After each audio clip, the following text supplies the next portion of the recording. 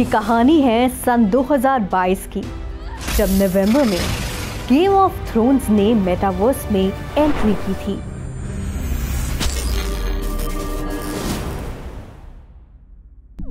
अब game of thrones metaverse में क्या आया, यहाँ तो मेटावर्स हब बनने के थ्रोन को हासिल करने की गेम शुरू हो गई। जी हाँ, मैं बात कर रही हूँ मेटावर्स हब के ताज की, जिसके दीवाने बड़े बड़े देश हो चुके हैं। नमस्कार, मैं विशाखा ठाकुर, स्वागत है आप सभी का 3.0 टीवी में। ग्लोबल डेटा की एक रीसेंट रिपोर्ट की माने तो मेटावर्स इंडस्ट्री 2025 तक $376 बिलियन की होने वाली है।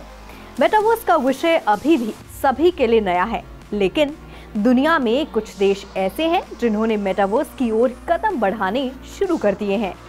ये देश मेटावर्स हब बनने के साथ साथ मेटावर्स को आकर्षित करने और बढ़ावा देने का भी लक्ष्य रखते हैं।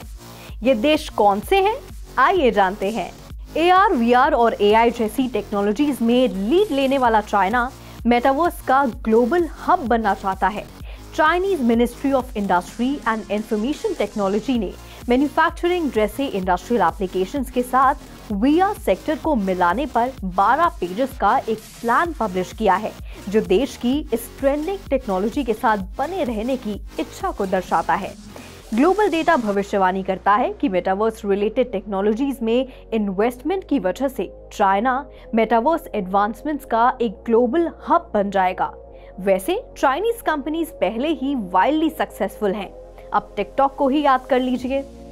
चीन के बॉर्डर्स के अंदर मौजूद 1040 प्लेटफॉर्म्स में से 339 चौंका देने वाले AR और VR स्टार्टअप के मामले में भी देश को नंबर 1 स्थान दिया गया है।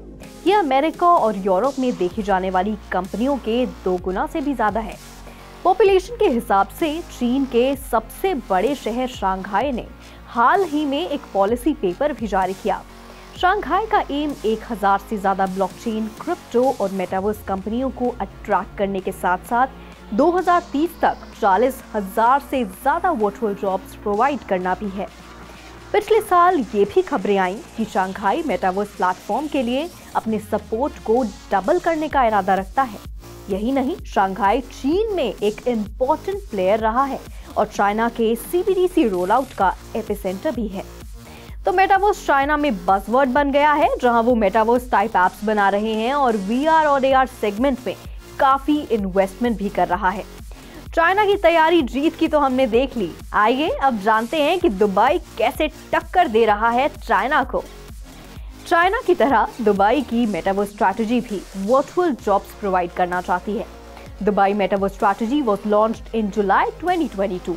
दुबई गवर्नमेंट की वेबसाइट के अनुसार ये 2030 तक 40,000 से अधिक वर्चुअल जॉब्स प्रोवाइड करने वाले हैं। The strategy's key pillars focus on extended reality, augmented reality, virtual reality, mixed reality, and digital twins. Well, Dubai is now home to Meta Incubator, जो कि मिडल ईस्ट का फर्स्ट मेटावर्स इंक्यूबेटर है, जिसे early stage metaverse और Web3 applications के development को बढ़ावा देने के लिए ही डिजाइन किया गया है। रिपोर्ट्स के मुताबिक मेटावर्स प्रोफेशनल के रूप में काम करने के लिए दुबई सबसे अच्छे देशों में से एक है। तो चाइना और दुबई की मेटावर्स स्ट्रैटेजी तो हमने जान ली। अब देखते हैं इंडिया में क्या चल रहा है।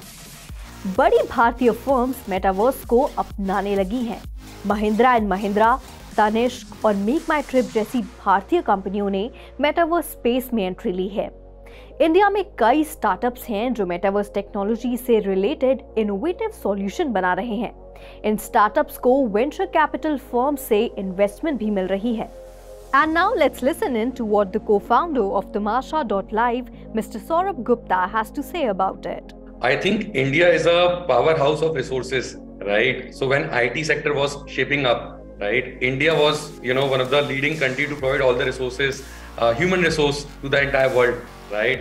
And right now, India is leading in terms of, being the IT powerhouse for the entire world, right? True. Similarly, it happened with SaaS as well, right? The SaaS industry grew exponentially. Companies like Zoho, they became a global company, right? And similarly, we'll see that in the coming years, India would be providing a lot of resources, to develop high quality games, to create animations and you know other things that are the technology infrastructure, right? So there I see that India would be leading in terms of providing the technology and infrastructure to the world. India में सबसे ज्यादा startups Chennai में है, जो कि IT का second largest hub है। India की more than half population under 30 है और ग्लोबली साइंस और टेक्नोलॉजी ग्रेजुएट्स प्रोड्यूस करने में इंडिया सबसे आगे है। मेटावर्स के लिए डिजिटल लेबर प्रोड्यूस करने में इंडिया का मुकाबला कोई और देश नहीं कर सकता। डेलॉयट की एक रिपोर्ट के मुताबिक impact of metaverse on India's economy can be 79 to 148 billion dollar by 2035। Budget 2023 पेश करते वक्त फाइनेंस मिनिस्टर निर्मला सीतारमण ने घोषणा की कि भारत में 3 आर्टिफिशियल इंटेलिजेंस सेंटर खोले जाएंगे।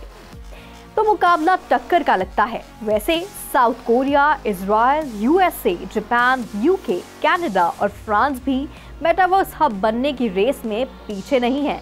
ये तो आने वाला वक्त ही बताएगा कि किस देश के सर सजेगा मेटावर्स हब का ताज।